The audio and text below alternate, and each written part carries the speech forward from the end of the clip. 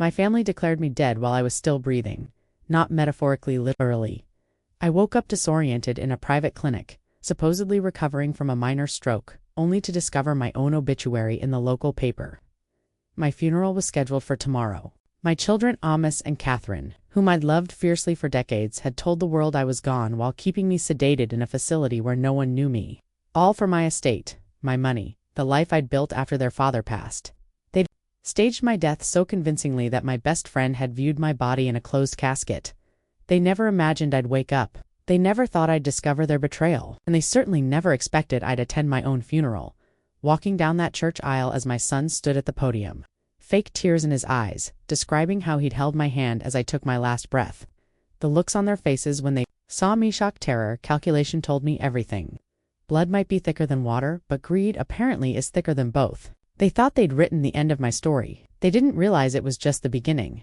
Just before we get back to it, I'd love to know where you're watching from today. And if you're enjoying these stories, make sure you're subscribed, because tomorrow's special episode is one you definitely don't want to miss.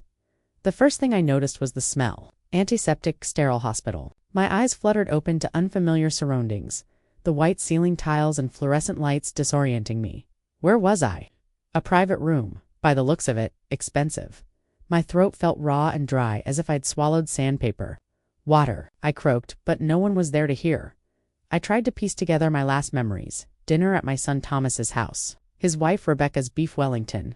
A headache that came on suddenly. My daughter Catherine offering to make me tea. Then, nothing. A complete blank. I pressed the call button clipped to my bedsheet. Within moments, a woman in her late 50s with salt and pepper hair appeared, wearing a crisp white coat over dark blue scrubs. "Mrs. Anderson, you're awake." She sounded genuinely surprised. "I'm Dr. Morrison. Where am I?"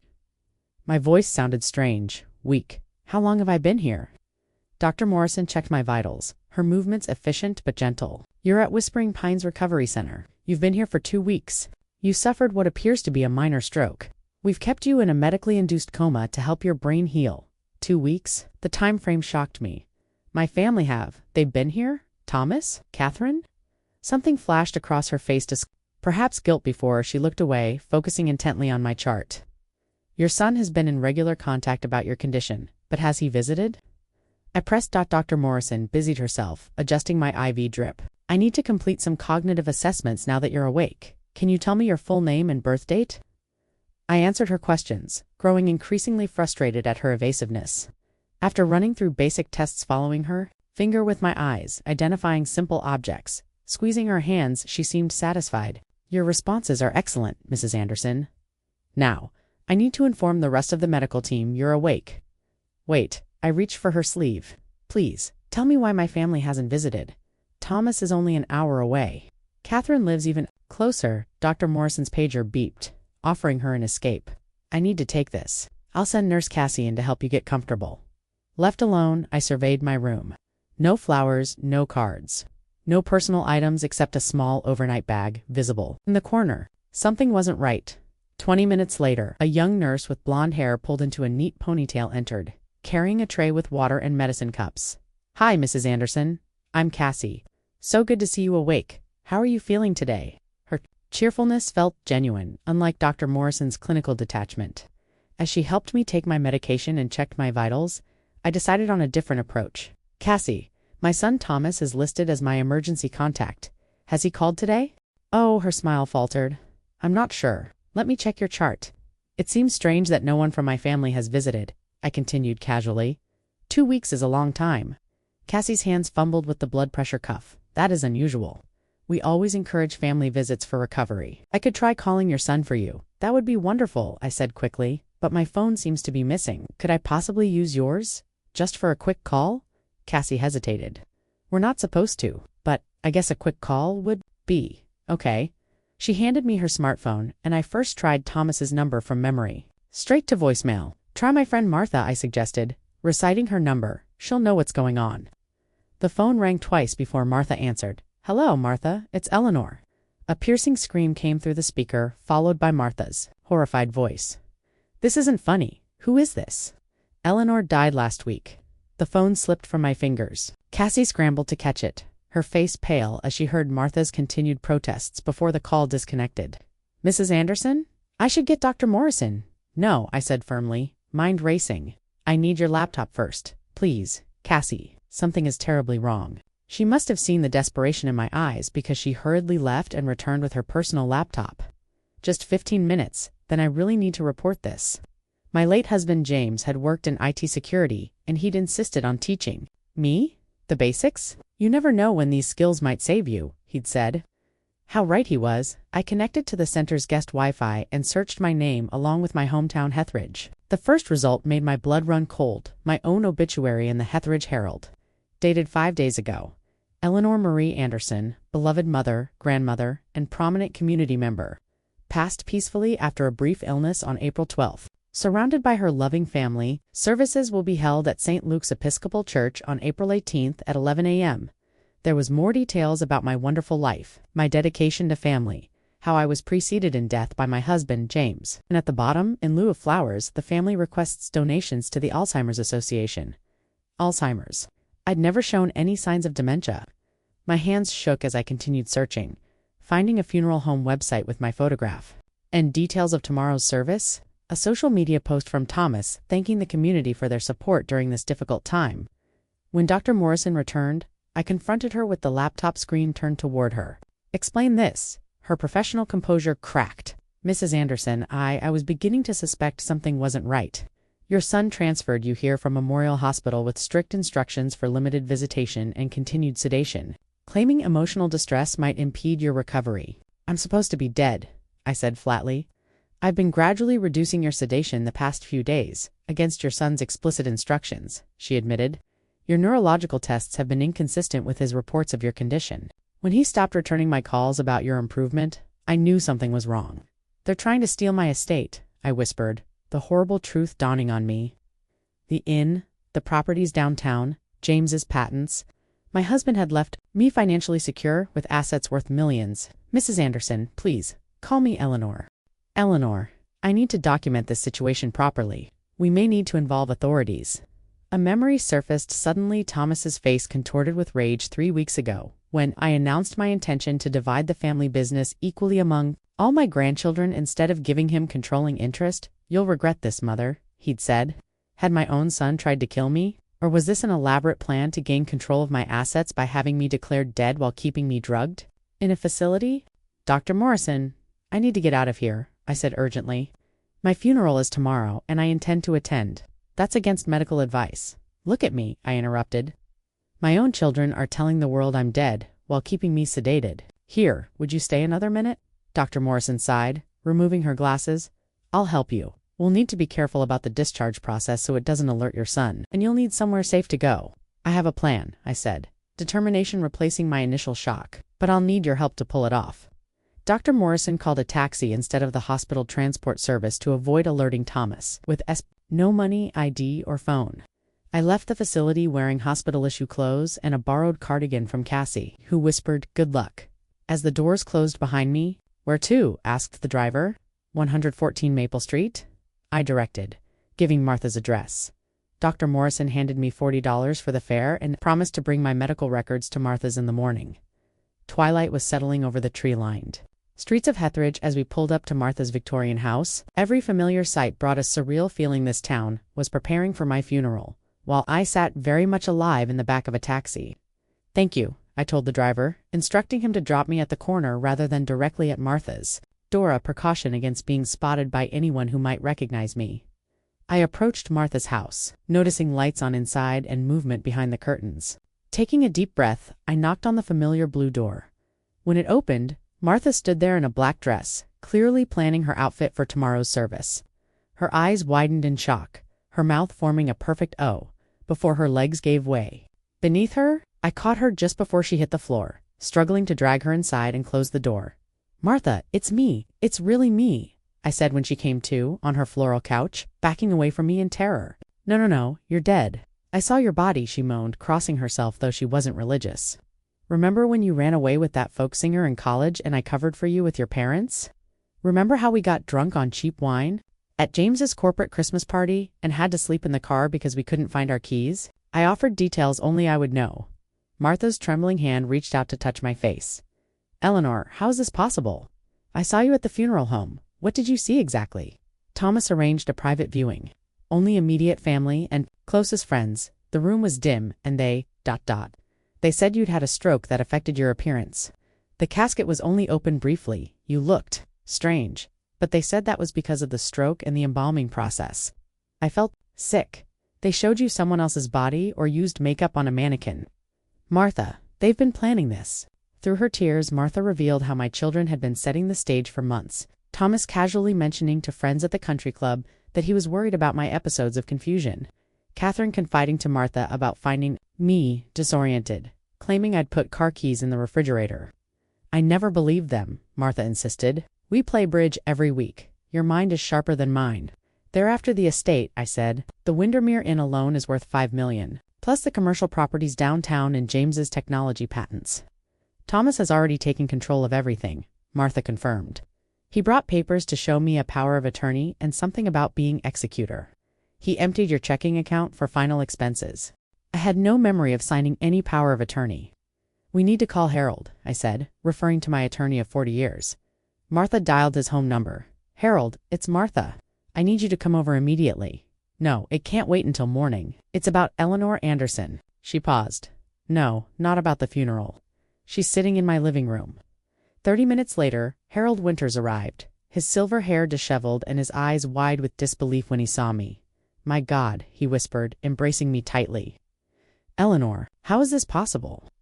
I explained everything, waking at the recovery center, discovering my own obituary, learning about the funeral. I never signed a new power of attorney, I insisted, and I certainly never changed my will.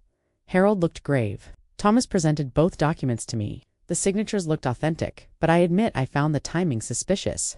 The new will heavily favors Thomas. He gets controlling interest in all business assets, while Catherine receives the family home and liquid assets. The grandchildren receive token amounts. That's nothing like my actual wishes, I said, anger building. I intended to divide everything equally among the grandchildren with provisions for their education. There's more, Harold continued. Thomas insisted the will be read immediately following tomorrow's service. That's highly unusual. When I questioned it, he claimed it was your explicit wish. We need to stop this, I said. I'm going to that funeral and risk a heart attack when you walk in, Martha protested. Do you have a better idea? I challenged. The doorbell rang, startling us all. Martha peeked through the curtains. It's Jessica, she whispered, referring to Catherine's oldest daughter, my 24-year-old granddaughter. Let her in, I decided. She deserves to know the truth. Jessica's scream upon seeing me could have woken the dead, the actual dead. That is, she collapsed into my arms, sobbing uncontrollably. Grandma, I knew something wasn't right. After she calmed down, Jessica revealed she'd been suspicious for months. Mom and Uncle Thomas have been having these weird private meetings. Last month, I overheard them talking about what they'd do with their inheritance once everything was settled. It seemed odd since you were perfectly healthy. Jessica's boyfriend worked at the county records office. He noticed problems with your death certificate. The cause of death was vague. Natural causes following cerebrovascular event. And the medical examiner's signature looked off. But Uncle Thomas gave him $200 to expedite the filing without asking questions. Dr. Raymond Phillips, I muttered, Thomas's golf buddy, the county coroner who never met a wealthy man he wouldn't do a favor for. Together, we pieced together the likely scenario. Thomas and Catherine had been planning this for months, gradually planting seeds of doubt about my mental capacity. They'd somehow induced stroke-like symptoms to get me hospitalized, then transferred me to the private facility where they expected me to remain sedated indefinitely or worse. Meanwhile, they'd falsified my death certificate and planned a funeral, with a closed casket intending to quickly take control of my estate. They were probably planning to move you to some foreign facility after the estate was settled, Harold speculated. Somewhere with minimal oversight. The betrayal cut deeper than any physical wound. My own children had essentially tried to bury me alive.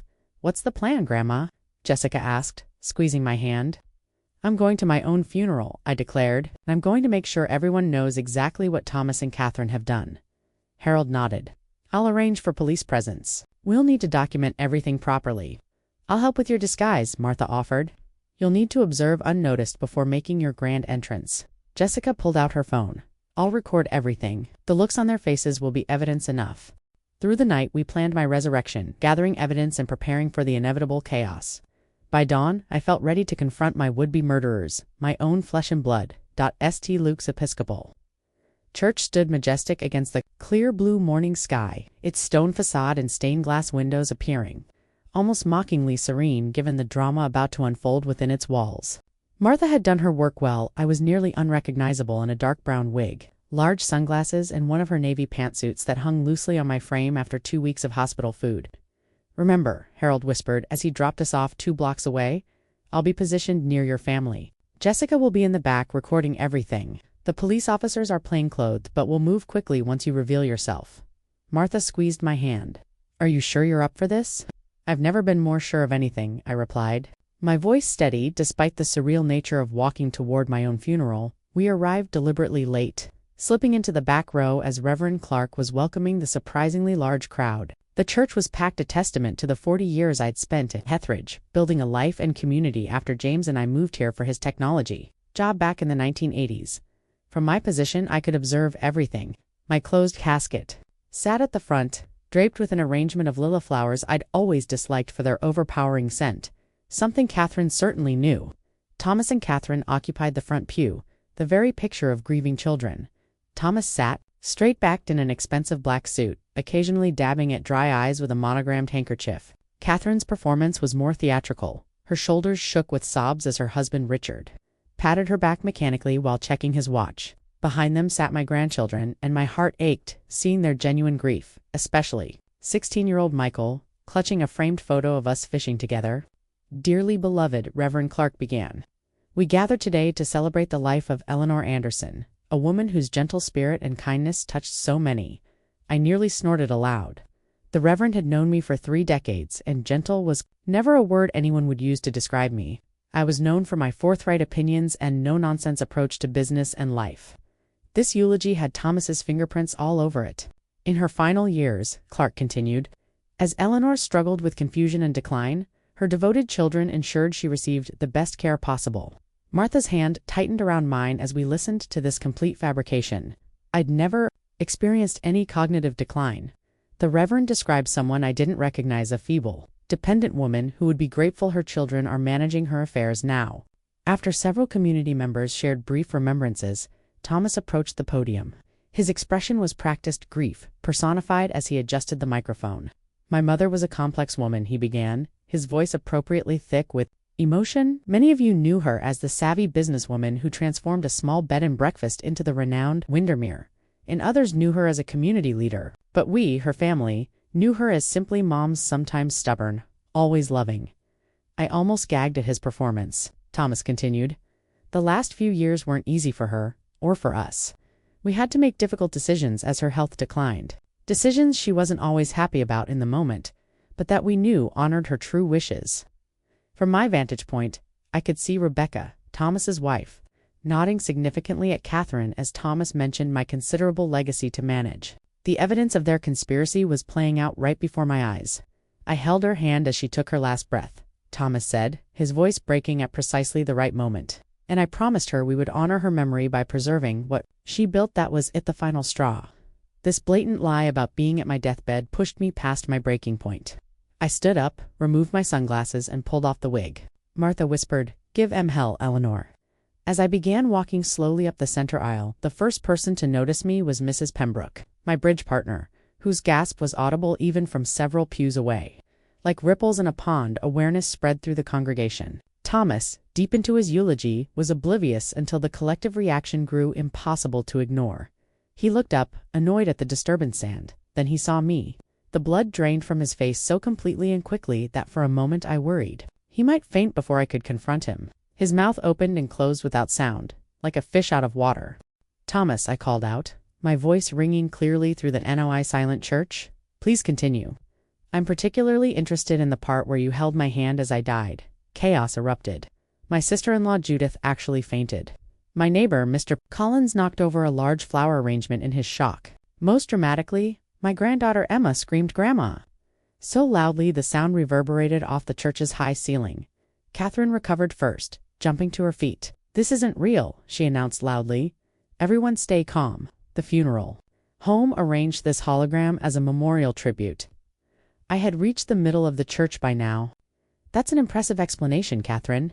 Except holograms can't do this." I reached out and squeezed Reverend Clark's arm. Remember our conversation last month about Sarah's wedding? Reverend, you were concerned about the reception being too close to Easter services. Clark staggered backward. Dear God, Eleanor, you're alive. I continued toward the front, where my casket sat. I apologize for disrupting my own funeral, but as you can see, reports of my death have been greatly exaggerated. Perhaps my children would like to explain why they're burying an empty casket while I was locked away in a private clinic. Thomas suddenly bolted toward a side door, but Harold was quicker, blocking his path while signaling to the plainclothes officers stationed near the exits. They converged instantly, preventing his escape. Catherine took a different approach, collapsing in what appeared to be a theatrical faint. Richard knelt beside her, looking genuinely confused, as if this wasn't part of their plan. I reached my casket, surprised by the wave of emotion that hit me, seeing my name on the plaque. With trembling hands, I lifted the lid, revealing sandbags, arranged to approximate a body's weight. Nestled among them was my favorite blue dress, the one James had given me on our last anniversary before his death from cancer 3 years ago. The sight of it used in this macabre theater broke something inside me. My own children, I said, turning to address the stunned congregation, no longer able to hold back tears. My own children declared me dead while I was recovering from what they claimed was a stroke. They planned to control my estate, liquidate my businesses, and leave me sedated in a facility while they spent my money. The funeral director, a man named Simmons who had handled James's service with such dignity, repeatedly muttered, "This has never happened before." While frantically dialing on his phone, Jessica appeared at my side, her phone raised to continue. Recording. Martha joined us, putting a protective arm around my shoulders. "Police are here, Eleanor," Harold said quietly. "Detective Campbell specializes in elder abuse cases. She's waiting outside to avoid creating more of a scene." Through the church windows, I could see media vans arriving. Someone had tipped them off, probably with a social media post from the service. Reporters were already gathering outside, sensing a sensational story. Within minutes of my revelation, St. Luke's Episcopal Church transformed from a place of somber mourning to something resembling a crime scene. Police officers separated my family members, leading them to different corners of the church for preliminary questioning.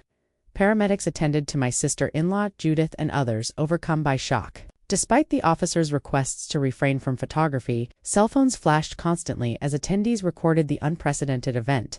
Detective Lorraine Campbell entered through a side door, her no-nonsense demeanor commanding immediate respect. In her 50s, with sleek silver-streaked dark hair and sharp eyes that missed nothing, she approached me directly. "Mrs. Anderson, I'm Detective Campbell. We should speak somewhere private." Before we could move, Thomas's voice boomed across the church. "This proves exactly what we've been concerned about." He had switched tactics from flight to fight. "Mother is clearly suffering from delusions.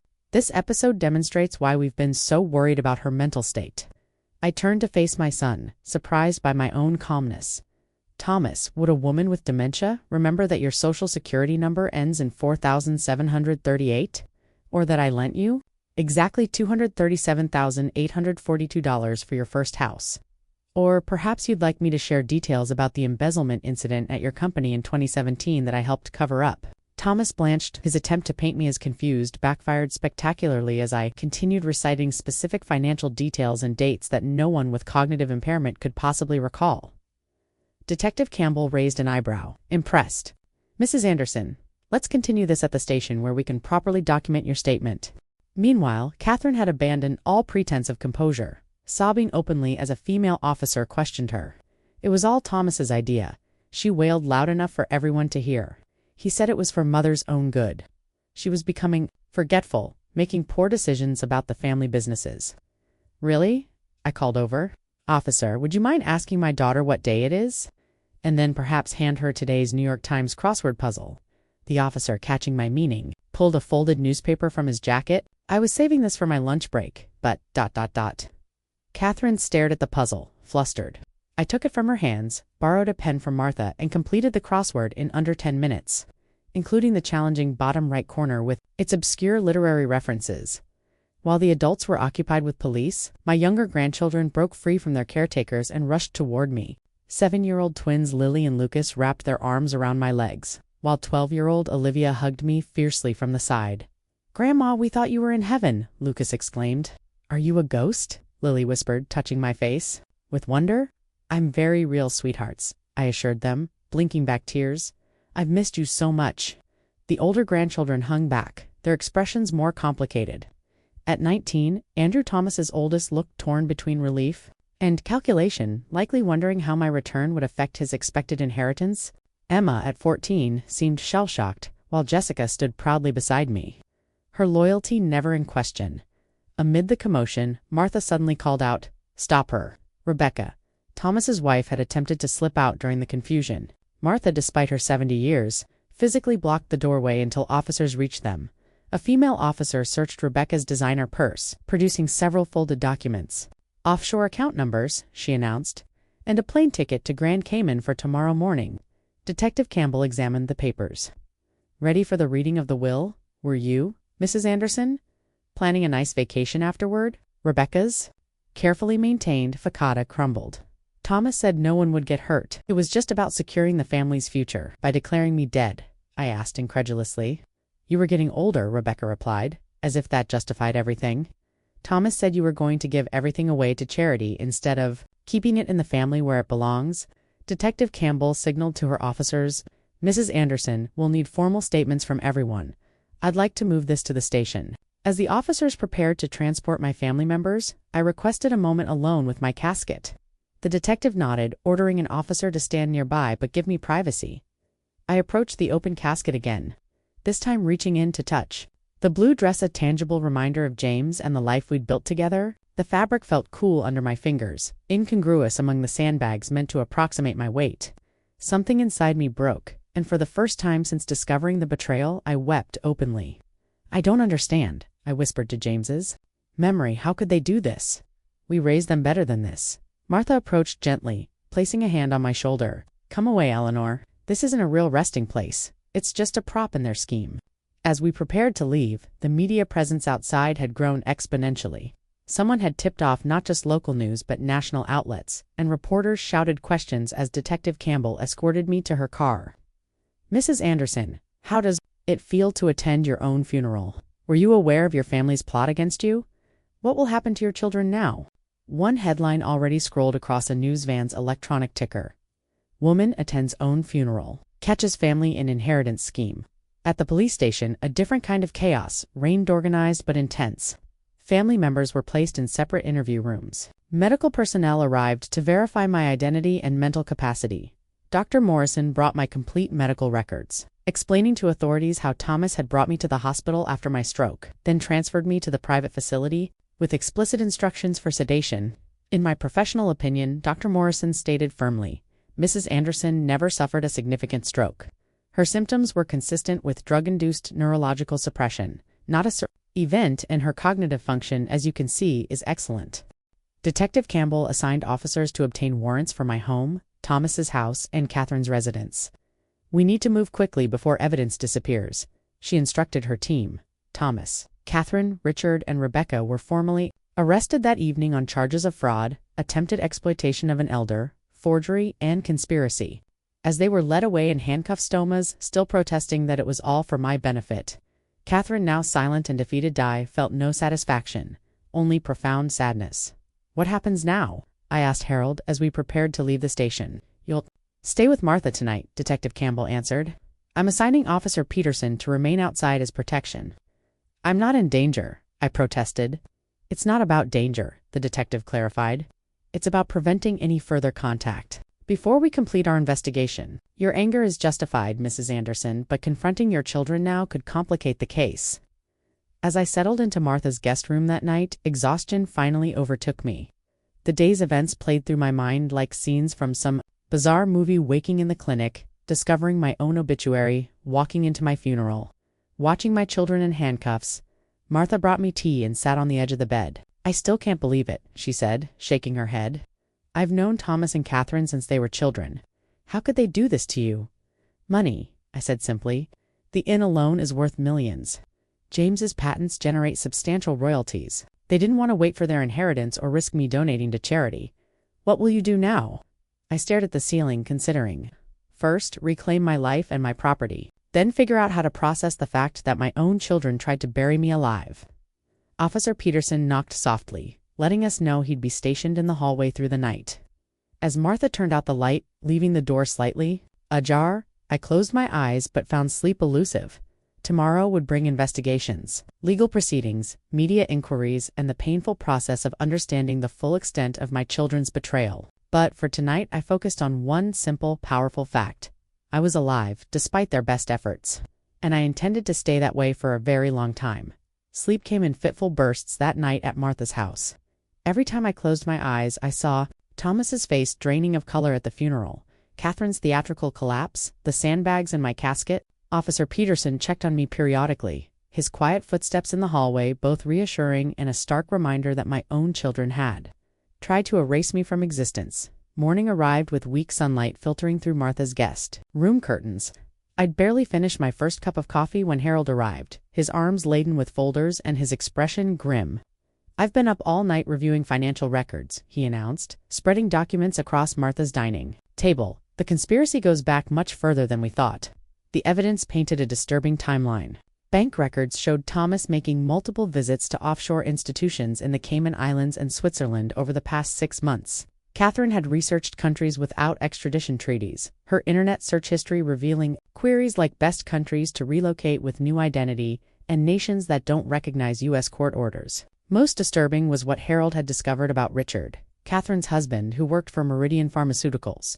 He ordered several experimental compounds through the company's research division, Harold explained, pointing to requisition forms. "These aren't standard medications. According to the pharmacology expert I consulted this morning, these particular combinations could induce stroke-like symptoms when administered over time, disorientation, memory lapses, slurred speech. They were poisoning me," I whispered, my coffee turning bitter on my tongue. "For how long?" "Based on these records, possibly months. Small doses in food or drink could create temporary symptoms that would support their narrative about your cognitive decline." The doorbell rang, and Martha returned with Jessica, whose eyes were red-rimmed from crying, but whose jaw was set with determination. "I've been up all night too," she said, opening her laptop.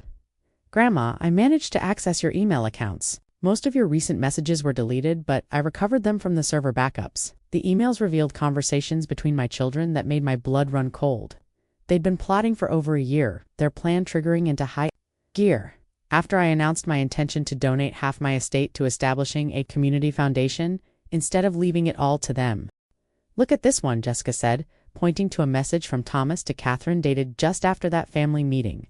"She's lost her mind. All that money going to strangers instead of her own family? We can't let this happen." Catherine's reply made me physically ill. "Maybe it's time to discuss the alternate arrangements we talked about. We need to act before she signs anything official." Dr. Morrison arrived mid-morning with more disturbing news. She brought the results of additional toxicology screenings she'd insisted on performing during my stay at the clinic. "I ordered these tests against Thomas's explicit instructions," she explained. "There are traces of several unusual compounds in your system that have no relation to stroke treatment compounds that could cause confusion, memory lapses, and symptoms resembling cognitive decline when administered over time." "Like in my tea," I murmured, remembering how insistent Catherine had been about making it for me on my last visit to Thomas's house. Detective Campbell joined us, bringing even more pieces of the puzzle. "We've interviewed your former housekeeper, Maria Garcia. She was fired 2 months ago after questioning why your food and tea always came directly from Thomas or Catherine when they visited. She reported to neighbors that you seemed unusually tired and confused after these family meals." "I trusted them completely," I said, the magnitude of the betrayal still incomprehensible. "I never questioned when they insisted on preparing things for me. I thought it was ... thoughtfulness." The search of Thomas's home uncovered something else. Detective Campbell continued, placing a sealed evidence bag on the table. Inside was a document, another version of my will, even more extreme than the one Thomas had given to Harold. "This version cuts out your grandchildren entirely," Harold explained, examining it through the plastic. "The business interests, properties, liquid assets, everything goes to Thomas and Catherine exclusively. My guess is they planned to produce this latest version once the first fake will was accepted without question. By midday, the first cracks in my children's united front began to appear." Detective Campbell received word that Rebecca had requested a private conversation with the district attorney. "She's turning state's evidence," the detective explained, offering to testify against the others in exchange for reduced charges. Rebecca's statement, brought to us by Campbell later that afternoon, revealed the full horror of their plan. Thomas had arranged for me to be secretly transferred to a memory care facility in Switzerland the week after the funeral, where I would receive palliative care only for my advanced dementia. essentially leaving me to die far from home while they liquidated my estate. Rebecca claims she objected to this part of the plan, Campbell said, though her expression suggested skepticism. She says she thought you would simply be comfortably housed in the Swiss facility while receiving proper care. How considerate of her, Martha said dryly. As the day progressed, more betrayals came to light. My financial advisor, Wilson Bennett, called Harold to confess he had suspected something was wrong when Thomas tried to access my accounts using the power of attorney 2 weeks before my death. Thomas had explained it away as me being too ill to manage things, a claim Bennett regretfully accepted without verifying directly with me. I should have called you personally, he admitted, his voice heavy with guilt. Thomas was so convincing, and he's been handling some of your affairs for years. I failed you, Eleanor. By late afternoon, Richard cracked under interrogation, apparently hoping to save himself.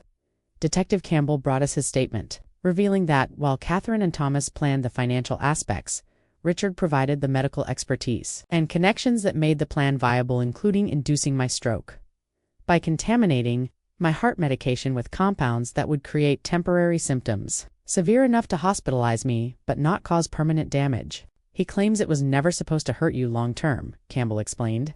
Just enough to get you declared incompetent so they could control your assets for your own good. The most devastating blow came that evening when Jessica brought her 14-year-old sister Emma to Martha's house. The teenager was distraught, barely able to look me in the eye as she tearfully confessed what she'd been keeping secret. I heard Mom and Dad talking at the lake house last summer. She sobbed, clasping and unclasping her hands. Dad said Grandma needs to have an accident soon, and Mom got really upset, not because of what he said, but because he said it so loudly. She shushed him and closed the windows. I gathered Emma into my arms, feeling her shoulders shake with sobs. I didn't understand what it meant then, she continued. I thought maybe they were worried about you falling or something. But after you got sick and then they said you died, I started thinking about it differently. I should have told someone. This wasn't your burden to carry, I assured her, stroking her hair. You're just a child. They're the adults who betrayed both of us. That night, alone in Martha's guest room, I allowed myself to fully feel the magnitude of what had happened. My own children had methodically plotted to steal everything I'd built, to erase me from existence, to leave me to die alone in a foreign facility, for money, for control, for assets that would have eventually been theirs anyway if they'd just been patient. I wept until there were no tears left for the family I thought I had, for the trust that could never be rebuilt, for the future grandchildren who would grow up knowing this terrible story as part of their family legacy. Dawn was breaking when I finally drifted into exhausted sleep. My mind and heart stretched beyond what I'd thought possible to endure. 2 days after my funeral, the district attorney held a press conference announcing charges against Thomas, Catherine, Richard, and Rebecca. The list was extensive. Attempted murder, elder abuse, fraud, forgery, and conspiracy among the most serious. All were denied bail due to flight risk. Given Rebecca's Cayman Islands ticket and the evidence of offshore accounts, the media explosion was immediate and overwhelming. Reporters camped outside Martha's house, outside the now-closed Windermere Inn, outside the courthouse, back from the dead. Widow Foyle's children's murder plot screamed one headline. Grave deception, families. Funeral fraud exposed, declared another. Don't watch the news, Harold advised, but it was impossible to escape completely. The story had gone viral, capturing the public's morbid fascination with family betrayal, inheritance drama, and the macabre spectacle of someone attending their own funeral. My children hired separate legal teams, expensive, high-powered attorneys, who immediately began spinning narratives that painted them as concerned family members rather than greedy conspirators. Thomas Anderson acted out of deep concern for his mother's declining mental health. His attorney, Philip Granger, told reporters outside the courthouse, "This is a family tragedy, not a criminal conspiracy." The Anderson family was trying to protect a beloved mother whose judgment had become impaired. Watching this performance on Martha's television, I threw a couch pillow at the screen. I managed a multi-million-dollar business until the day they poisoned me.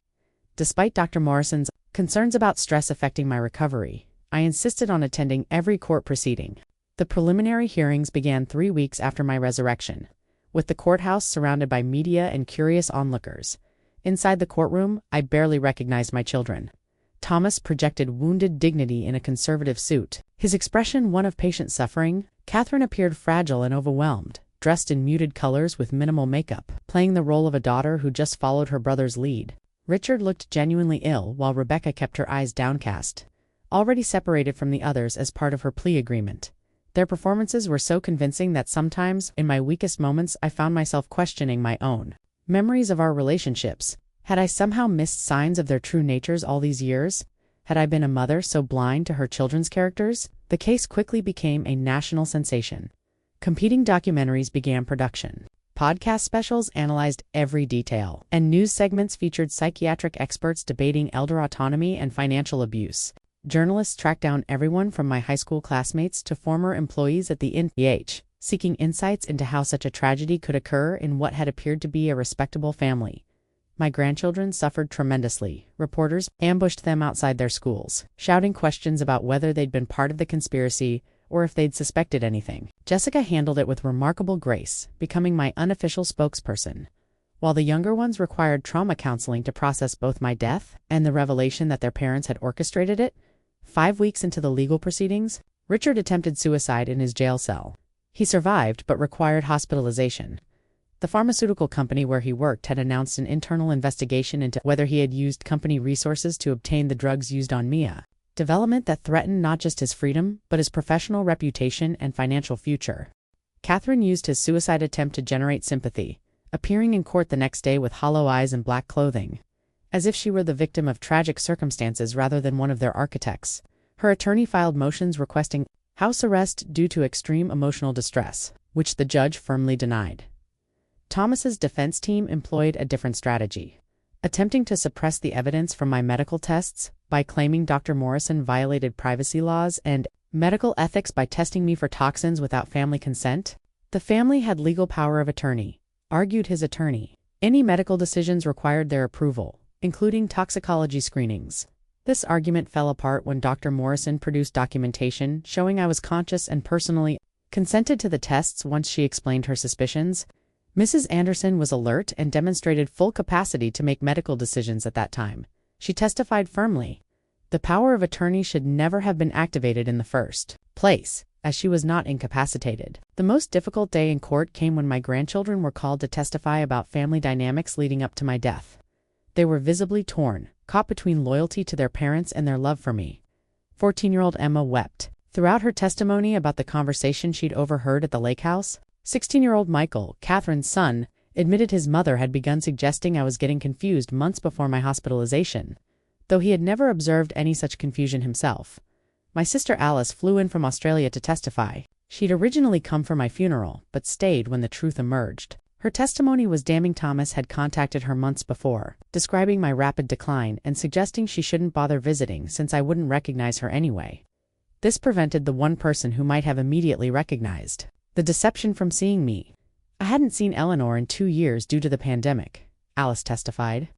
Thomas convinced me she'd deteriorated so severely that a visit would only distress both of us. I believed him completely.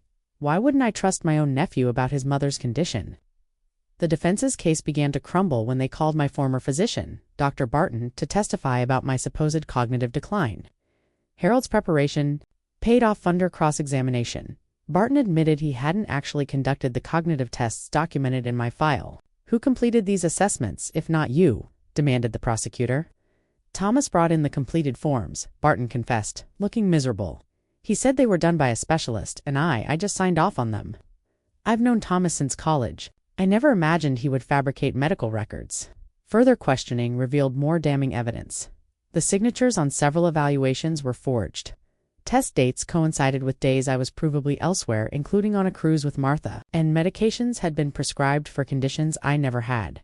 After 6 grueling weeks of testimony, with my strength waning despite my determination to see justice done, the jury delivered their verdict. Thomas and Richard received the harshest sentences, 23 years and 21 years respectively. Catherine received 15 years, with the judge noting her lesser role in planning but equal moral culpability. Rebecca, due to her cooperation, received 7 years. With the possibility of parole as they were led away in handcuffs, I felt no triumph, only a profound emptiness. I had one, but at what cost? My family was destroyed. My children would spend much of their remaining lives in prison. My grandchildren were traumatized, and I was left to somehow rebuild from this devastating betrayal. 3 days after the sentencing, I returned to my home for the first time since before my stroke. Martha accompanied me, holding my arm as I hesitated at the front door. Suddenly afraid of what memories might assault me inside, the house was exactly as I'd left it, yet completely different. Family photos on the walls seemed to mock me with their forced smiles and holiday poses. Had Thomas and Catherine been plotting even then during last Christmas's family portrait? The dining room where we'd celebrated countless birthdays and anniversaries now felt tainted, as if the walls had absorbed the toxic intentions of my children. "We can get a hotel if this is too much," Martha suggested gently. "No," I said firmly. "This is my home. I won't let them take that from me too." That night I jolted awake at 3 a.m., certain I'd heard footsteps. My heart raced as I fumbled for the bedside lamp, convinced Thomas had somehow escaped and come to finish what he'd started.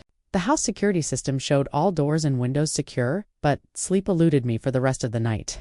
Dr. Morrison, who had become not just my physician but a friend, expressed concern during my follow-up appointment.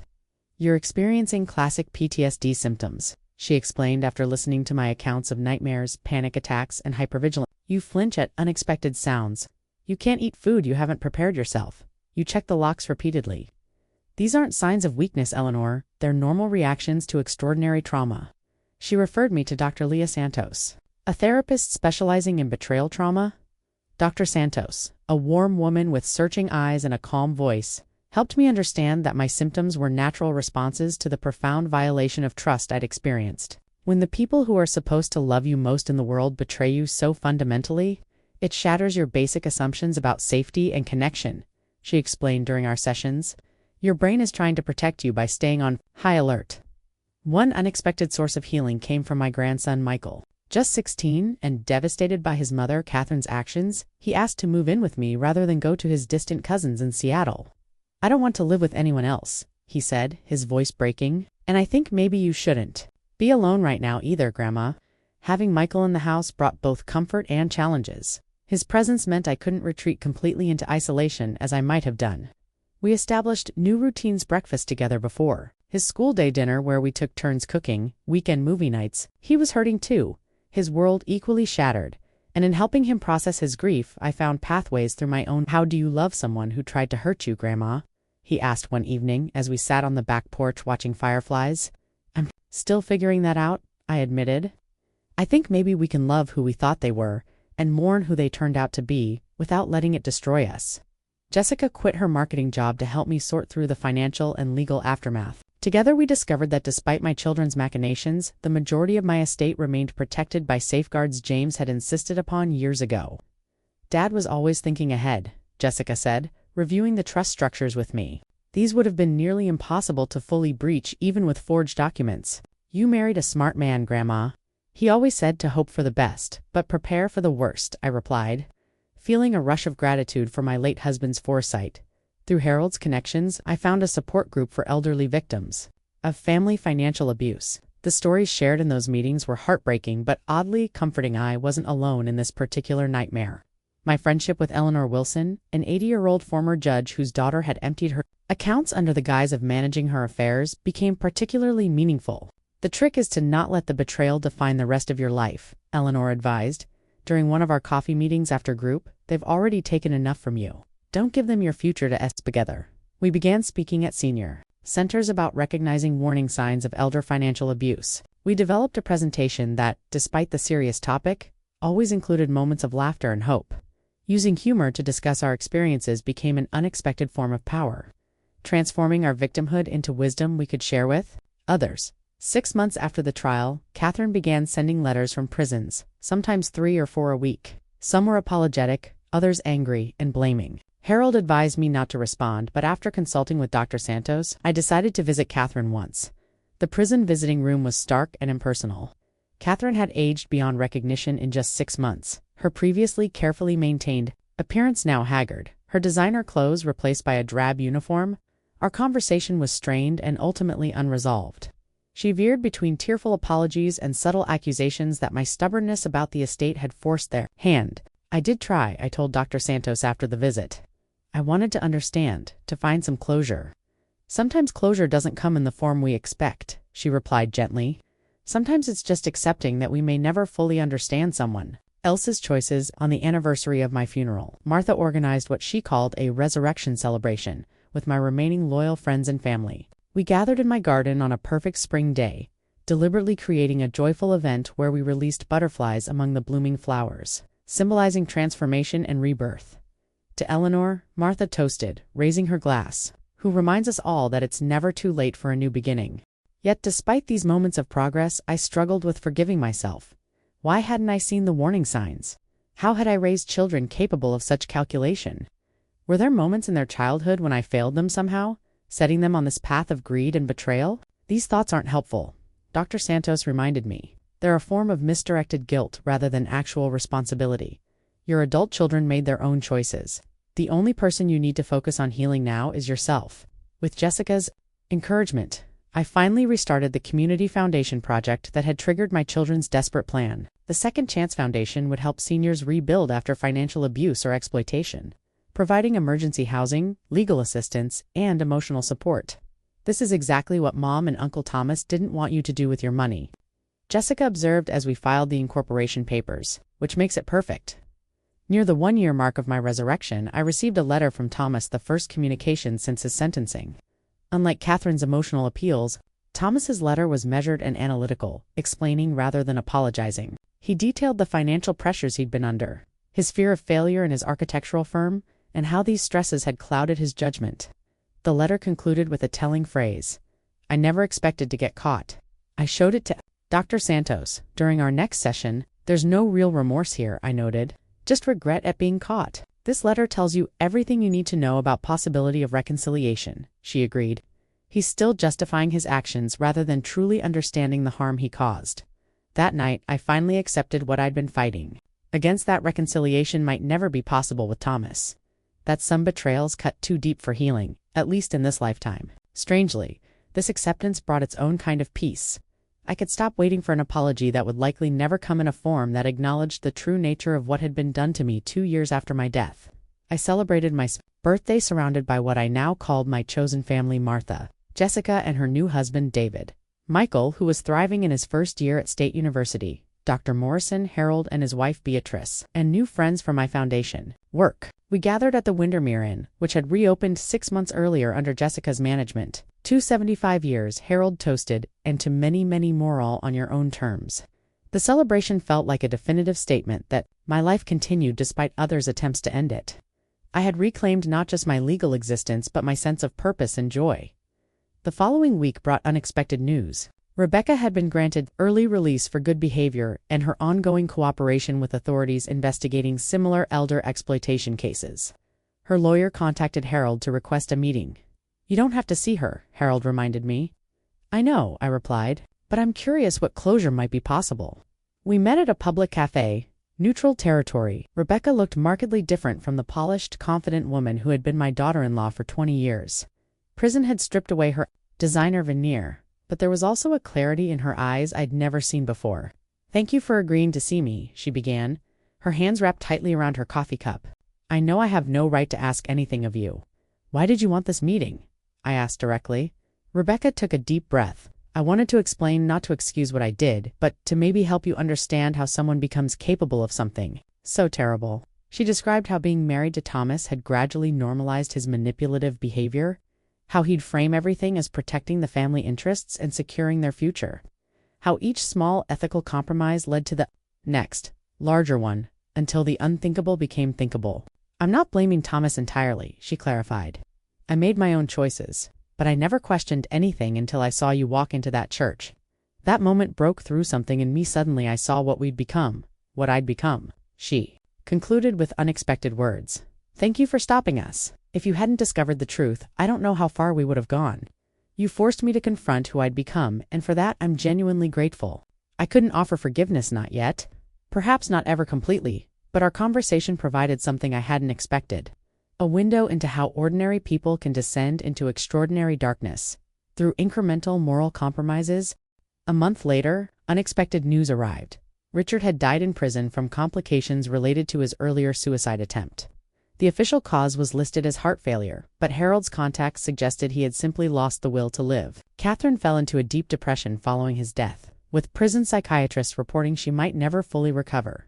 The news brought me no satisfaction, only a heavy sadness for the human wreckage left in the wake of greed and betrayal. 3 lives effectively ended: Richard through death, Thomas and Catherine through decades of imprisonment. For what? Money they would have eventually inherited anyway? Control they didn't deserve to have? After much soul-searching, I decided to sell the family home filled with too many painful memories. With Jessica's help, I designed a smaller, modern house near her family, incorporating elements that celebrated my new independence-wide doorways for aging in place. A studio where I'd taken up painting and a wall of windows facing east, because I'd discovered I loved watching sunrises in this third act of my life, the second chance. Foundation launched a national advocacy campaign for stronger elder protection laws. After a 60 minutes feature on my story generated overwhelming response, I reluctantly became the face of the movement. I testified before Congress, my voice shaking but determined as I described how those closest to us can sometimes pose the greatest danger. Elder exploitation thrives in silence and shame, I told the committee.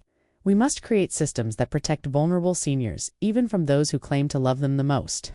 Michael graduated high school with honors and received a scholarship to study gerontology, inspired by our journey together and the elderly community he'd come to know through my foundation work. To my grandmother, he said during his graduation speech, who taught me that it's never too late to begin again, and that true family is defined by love and respect, not just blood.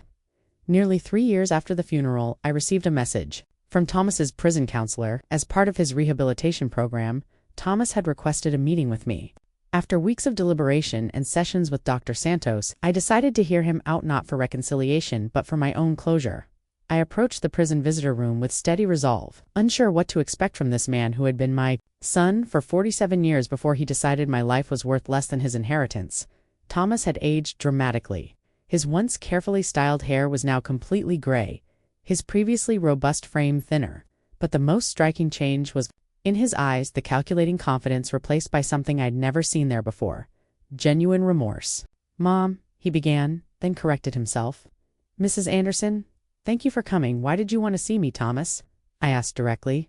"The therapy here, it's forced me to confront myself. The narcissism that drove my actions, the entitlement." He spoke carefully as if each word had been considered. "I'm not asking for forgiveness. I don't deserve that. But I need you to know I understand now what I took from trust, security, family, and I'm truly sorry." Our conversation lasted exactly the allotted hour. There were no dramatic reconciliations or Hollywood moments of forgiveness. Instead, there was something different: truth. For the first time since this nightmare began, Thomas spoke without manipulation or agenda, offering a full accounting of his motivations and a sincere apology that sought nothing in return. I left the prison with an unexpected feeling of lightness. Not because all was forgiven, some things perhaps never could be, but because I'd reclaimed the final piece of power he'd taken from me: the truth of what had happened and why. On the 4th anniversary of my death day, I stood at the edge of the Grand Canyon at Sunrise, a place I'd always wanted to visit, but that James and later my children had dismissed as too challenging for me. Surrounding me were my grandchildren, including Jessica's new baby daughter. Hope. The vast expanse before me seemed a fitting metaphor for this chapter of my life. Beautiful and harsh, both terrifying and exhilarating in its possibilities. I opened the small silver container holding some of James's ashes that I'd saved all these years. "We made it, love," I whispered as the rising sun turned the canyon walls to gold. "Not the path we expected, but I'm still here, still living, still finding beauty in this broken, beautiful world." The wind carried his ashes out over the canyon as Hope reached for my hand, her tiny fingers wrapping around mine with complete trust, a fitting symbol for this new beginning. In trying to end my story, my children had inadvertently given me a new one, different and in some ways deeper than what came before. As we turned to leave, Jessica took a family photo, all of us silhouetted against the magnificent sunrise. Unlike the forced smiles in those old family portraits, our expressions were genuine. This was my real family now, bound not by obligation or biology alone, but by choice, trust, and a shared journey through darkness into light. "Ready to head back, Grandma?" Michael asked, offering his arm. "Not back," I corrected him with a smile. "Forward. Always forward. How far would you go to reclaim your life from those who tried to erase it?" When my children declared me dead, they never expected me to rise from that empty casket and demand justice. But the hardest battle wasn't in the courtroom, it was learning to rebuild from betrayal's ashes and find beauty in a world where my own flesh and blood had valued my fortune over my breath. If this story of resurrection and renewal touched you, please like and subscribe for more tales of resilience in the face of unimaginable betrayal. Remember, sometimes our greatest strength emerges only after others have mistaken our silence for weakness.